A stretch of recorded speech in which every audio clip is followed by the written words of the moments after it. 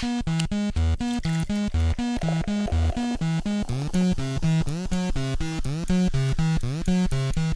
to another episode of the Pint and Click podcast. I'm Tony. Dave was unable to make it today, but I'm joined here with Jami and Charlie. Charlie being a new guest, but he's also instrumental in the creation of this podcast. Thank you. Well, thank you for all the times you've sat here with us and recorded. It's my pleasure to be on the other side of the microphone. We're lucky to have you today. We are. Dave's dealing with an emergency, so we are going to commence with our regular programming in the fashion that you guys are used to. So how we ordinarily do it is we're each going to share one thing. Jamie's going to share a book. Charlie's going to share a new album that just came out. And I'm going to talk about a movie. And then the three of us are going to talk about Lord of the Rings and how it has affected our lives. Deeply. So deeply, yes. The original 2001 trilogy of Lord of the Rings and how... Well, we'll get into the exact details of that one once we actually get to it. So, Jami, do you want to get us started? Yeah. So today I want to talk about the new collection of essays called Shrill by Lindy West. And it came out the middle of May, so it's been out for a month now. And it is a collection of essays that are surrounded by the idea of feminism and activism and phobia and size discrimination and misogyny in comedy circles and things like that, because Lindy West is a comedian and a writer, and she's possibly best known for her social media hashtag campaign, Shout Your Abortion, which got some press a while ago, which encouraged women to talk about their abortions candidly online. And it is hilarious. The whole book had me rollicking. I was taking pictures of different pages and sending them to my sisters and my friends. For example, in the first essay, she was talking about all the different fat role models she had growing up on TV and how there weren't any. One of them was Lady Cluck from Disney's Robin Hood, who is a big fat chicken who takes care of Maid Marian. So she was saying, if these are the people that I had to look up to. So it's a unique blend of pop culture and criticism and sociology and her own personal narrative. And I think we're seeing more books like this so far, in kind of like the Lena Dunham vein, but she does it really well, of having her criticism be sharp and really funny, but never becoming blasé, where we can see all the time the horrifying effects of the misogyny and the internet trolling and things like that she talks about. Have you read the other books by comedians that have come out? No, Amy Schumer's is coming out pretty soon, so I really want to read that one. But I've read, the Tina Fey's, Amy Poehler's. Have you heard the audiobooks of those? I have, and I really enjoyed them. But this definitely has more of an activist bent, where there's more anger here, and I think rightfully so. And I think women get a bad rap when you show anger a lot of times, but especially when she talks about internet trolling, because as, a woman in public, she had a lot of men over Twitter specifically going after her, saying terrible things like, I hope you get raped and stuff like that. There was a particularly terrible troll experience she had that she actually later then talked about on NPR on This American Life. Someone impersonated her father who had died and created this dummy Twitter account, pulled his information and his photos from, his obituary and things online, and just started harassing her. And Twitter wouldn't do anything about it. She called out this person on her own Twitter, and then he took the initiative and contacted her and was apologetic. It was probably the one and only time a troll has ever apologized in the history of the internet. Right. But apologized saying, you're a real person. This actually has effects. And he was saying that he actually took time to think about what he was doing. And so then for This American Life, they contacted that person, and they actually had a conversation, and he was talking about what in his life caused him to have so much hatred versus her and against women in general. And it was really interesting to see. But the parts where she was talking about women in comedy was really fascinating, especially when we see about when is a joke not a joke anymore, and how far is too far, and especially with people always talking about people are too serious about things, and where's the line? I thought she did a really good exploration of it. Great. Well, and I think comedy is just an amazing art form to express thoughts that challenge the status quo. And if she's able to bring that to life in these essays, I think that's really excellent, and that it's also entertaining. Exactly. At the same time. It was really funny, and I think that makes it a lot more. It seems like a hard balance to strike up, to talk about very serious subjects, but to still make it side-splittingly funny. Exactly, where it's accessible and where people would, be engaged while reading it. Because a lot of these things are, hard to talk about and hard to deal with. So I would recommend it to anyone. Great, sounds very good. All right, Charlie, do you want to fill us in on the next thing on the agenda here? I would be happy to. I'm going to be talking about the new album by the Monkees, the band and TV show that debuted 50 years ago in 1966. My mom has all the records that she then passed down to me, sitting in the back of my closet, unfortunately. I guess the main span of their career was 1966 to 1970. And throughout the years, they've reunited a bunch of times, done tours, done a couple of albums that, in all truth, weren't very good. And that's kind of a problem with a lot of reunion albums, with bands who were really killing it for a small period of time. Like, how do you recapture that gold? And I'm happy to report that the new album, which is called Good Times, does a really excellent job of being appealing to people who loved the albums from the 60s, but also, I guess, a new audience who's into indie rock and whatnot.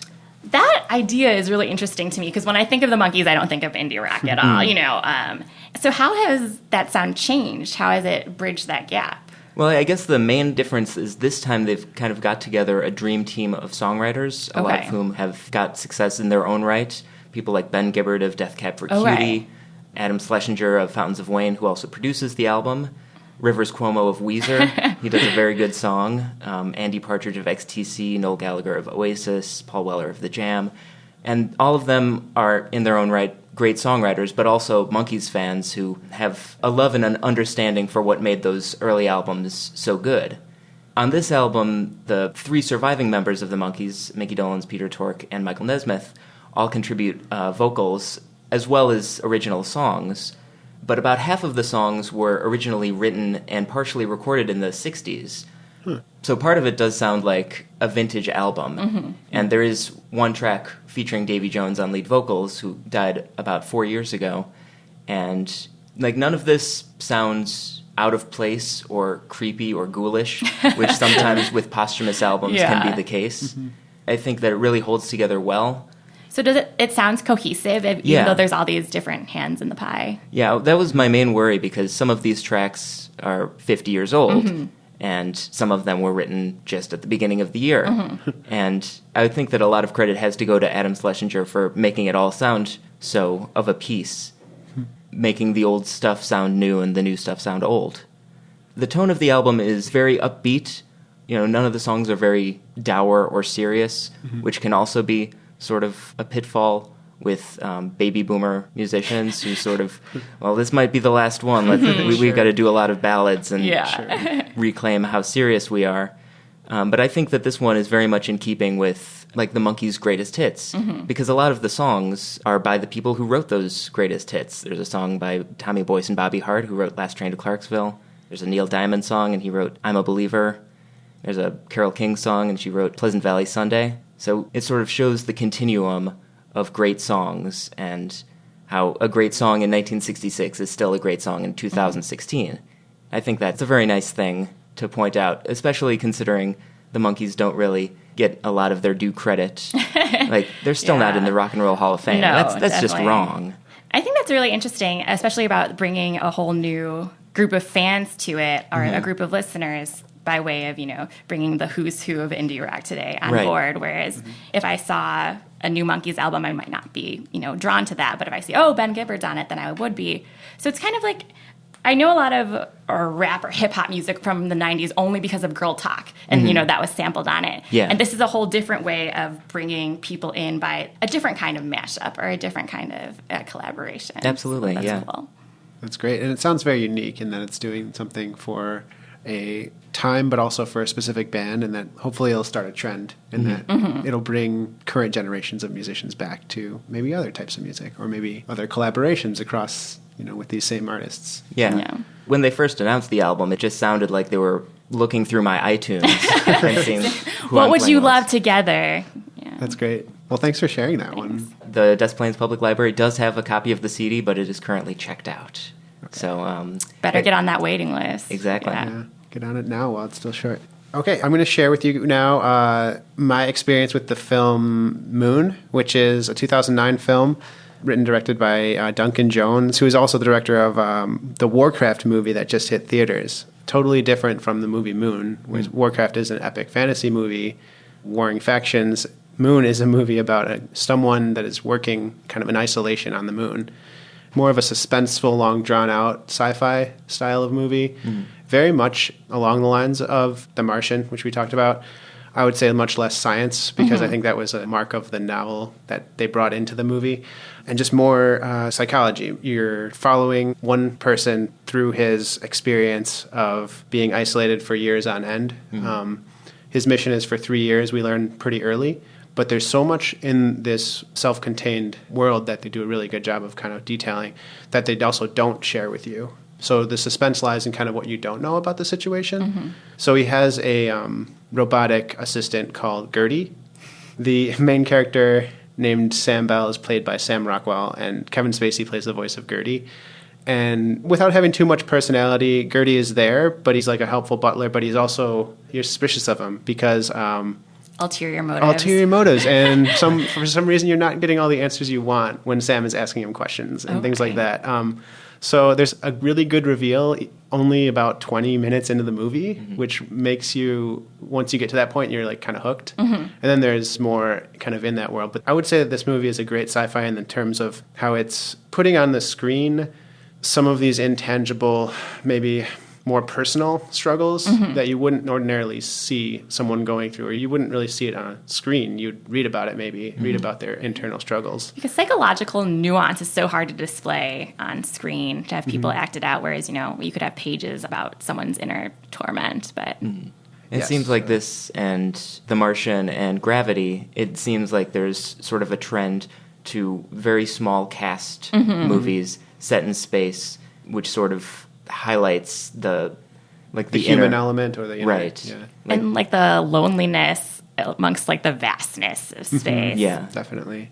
Because we've had so many space movies that are so, explosions and these huge cast of characters, and 12 people need to go save this, us from this asteroid. But yeah, we're having a lot more of like the narrowing and focusing on the actual mental psyche. I think you could probably also throw The Revenant in there, because it seems like the more characters a movie has, the harder it is to zoom in on one character's internal struggle. Yeah. One of the reasons I think the space is perfectly suited for the big screen right now, and these personal experiences are too, these one person, almost like personal experiences, I think it's because maybe our relationship to technology has changed so much in the last 10 years or so. Right. Yeah. That's why I'm really interested to see Independence Day 2 and how it's different than Independence Day 1. That's a really good point. Yeah, based on our technological changes and how we view space exploration right now.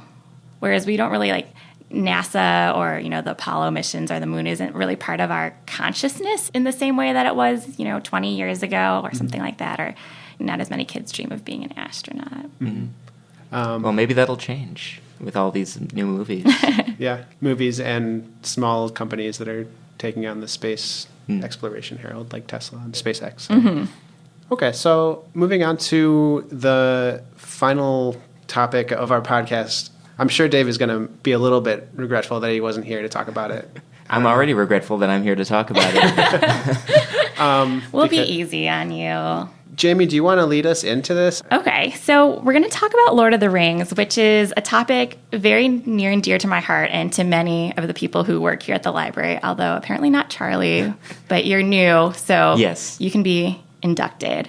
And we're thinking about, so it's been 15 years since Lord of the Rings came out. And yet the way that I feel in relationship to these movies is the same way as I felt when I was 12 years old in a movie theater, having never read The Lord of the Rings before, and just going in my mind being blown away by this world and these creations and the depth of the characters. And, I've seen it pretty much every year since then. It's our family tradition to rewatch all 3 extended editions. And I still feel the same way. And I feel like that's really rare.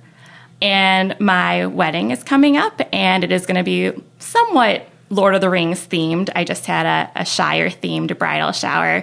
So it's clearly made a big impact on my life. But how would you say that your relationship has changed or not changed, Tony? Sure. So, just rewatching The Two Towers recently, I think like you, I was completely blown away even by a trailer of that movie when it first came out. Whereas today, when there's so many different special effects and CG characters, I'm just so surprised that I'm still completely absorbed by the character of like Gollum, for example. And I remember there was even an Oscars where like Gollum came on and accepted the award for like best animation in a film or something.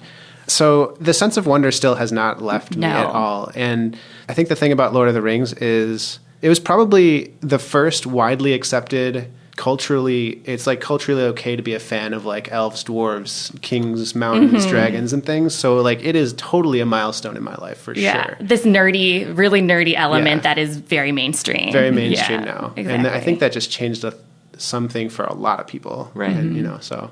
And I think when we were talking about how it's harder to get into the inner struggle when there's so many characters, with Lord of the Rings, there are so many characters. And I remember my relatives saying they all look the same about different elves. And they got Boromir confused with Faramir, or got confused with, every other character.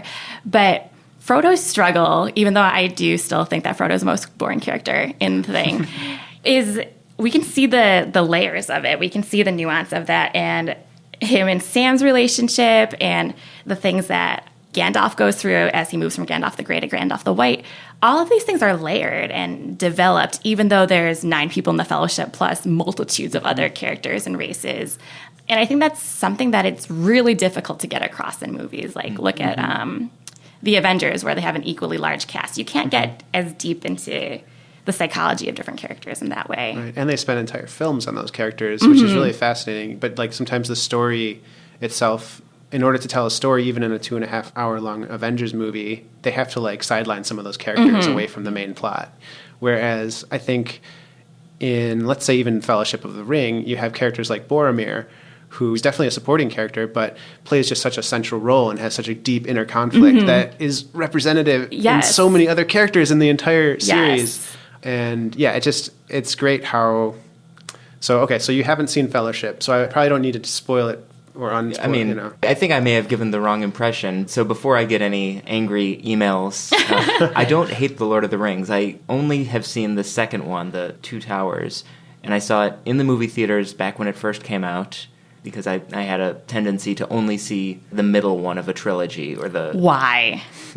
Why would you put yourself through that horror? I just didn't go see movies very often. And when I would, there would be friends who would, do you want to see the second Matrix movie? Can you talk me through the first one on the way there?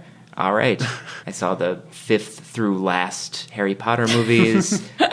So my knowledge and memory of the movie is very spotty. I was impressed by the special effects and just the scope of it. But I think that I was also put off by the scope of it, because these are very long movies. They're about 3 hours, and you say that you watch the extended versions. Which is closer to a 4. Right. And so if I was to set aside a day and just like 12 hours and watch nothing but Lord of the Rings, I probably could, but part of me thinks that my brain would seize up and freeze, and I would have to restart myself. But why have you never watched The Fellowship or The Return of the King, just separately, not all in the same day since then? I don't know. It's anything that involves a lot of world building. I've got sort of a mental block where I think, oh, this is going to take up way too much time. I'm going to start having dreams about this.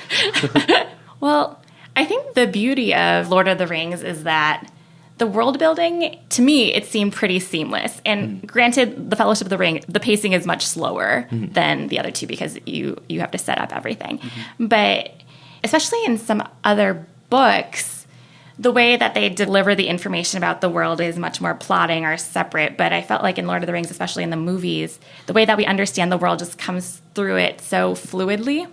And there is that narration part at the beginning of The Fellowship of the Ring, where the screen is pretty black, and then they just talk us through the background of the ring, but in a way that is so engaging and so compelling and just draws you in.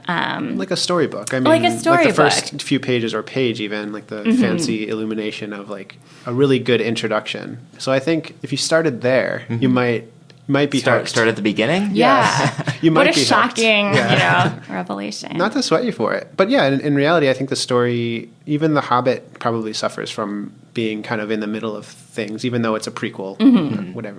And that's the trilogy that recently came out.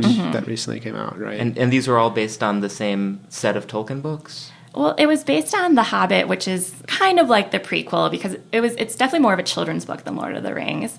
And it's about Bilbo Baggins, who was Frodo's predecessor. But it's also very much based on a lot of the Lord of the Rings lore and stuff that was in the... like the appendix? The appendices and things like that. So they use a lot of the world. So a lot of the information is not just from the Hobbit book. But it was pretty unwieldy. Yeah, that's a good word, unwieldy. Yeah. Right. And Peter Jackson has admitted since then that he would run into his trailer and try to finish scenes that they would just do right after that. You know, they would all have to wait while he was finishing the next part. So it was less put together. But I think watching it back again, you can see, like you said, Tony, that I'm still impressed by the special effects and things like that. And you can kind of see the difference, obviously, between Lord of the Rings and The Hobbit in developments in technology. But it's not to the part where it distracts me at all. The characters and the plot points that's going on totally pulls me away from the fact that, oh, maybe we can see the scenes a little bit more than if the movie came out 15 years later. Would you say your perception of the larger story has changed much over time, or even like the fantasy races or anything like that? Like, do you see orcs differently now that you've witnessed the Boltons or something? Exactly. Well, Jackie, who used to work here, what she would always say is she's like, when you're young and you watch Lord of the Rings, you're in love with Legolas. And then you get a little older and you realize that Aragorn is like the perfect man. And then you get older and you realize you've reached like maturity is when you realize like Faramir is the perfect dude to be with. But I think the epic story of Lord of the Rings is epic because it's universal in some ways and it's so tied to humanity, even though these are like really large, vague words that I'm using. How can I make this more specific? I mean, there's a conflict of good and evil for sure within that. And that's one of the things that I noticed right away when I was watching Two Towers again, is that there was a clear good and evil. And it's strange to think that that's really a universal conflict. But then there's so many shades of evil and shades of good. Like you were saying, like Boromir, like that level of being pulled in two different forces and trying to please your father versus trying to do what's right and things like, and then going back to Game of Thrones, like the Theon Greyjoy conflict is somewhat similar to that too. But I think the bonds of friendship as I grew up just are more and more poignant to me, where it's something that when I was younger I didn't really think about as much, but just the idea of the actual word fellowship and of their dedication and devotion to each other is less and less seen, I think, as you age, and has been more evocative for me. That's great. Yeah, I know that there is something to it, because otherwise it wouldn't be as popular as it is. But I think I'm just going to chalk it up to laziness. And you've made a very good case that I should, if just for the sake of being, culturally literate. I know, you're missing out on so many memes. If you're like, there's just so many meme jokes you're not going to get if you haven't seen the first and the third one. Yeah, you do not simply start at episode 2 and expect to... I'm pretty sure that that's a reference. Yeah, that's a reference. Maybe sometime if one of us are having a marathon of sorts, we could just invite you to join us. And that would be wonderful. Yeah. You don't have to watch The Hobbits, and I won't make you watch all the different parts about how they put the costumes together or how they found the locations in New Zealand or anything like that, because that could be, hours and hours and hours. Yeah, you don't need the extra features. Commentary. Great. So that concludes this episode of Pine Click Podcast. I also want to wrap up with a special congratulations to Jami, who's going to get married real soon here. And we are having like a Legolas wig and a Gimli beard for our photo booth. So Fantastic. I can dress up. Awesome. Excellent. Those are definitely good ones to share. Congratulations. So congratulations from Dave, too. He's not here to say it, but his sentiment hopefully is felt. Thank you.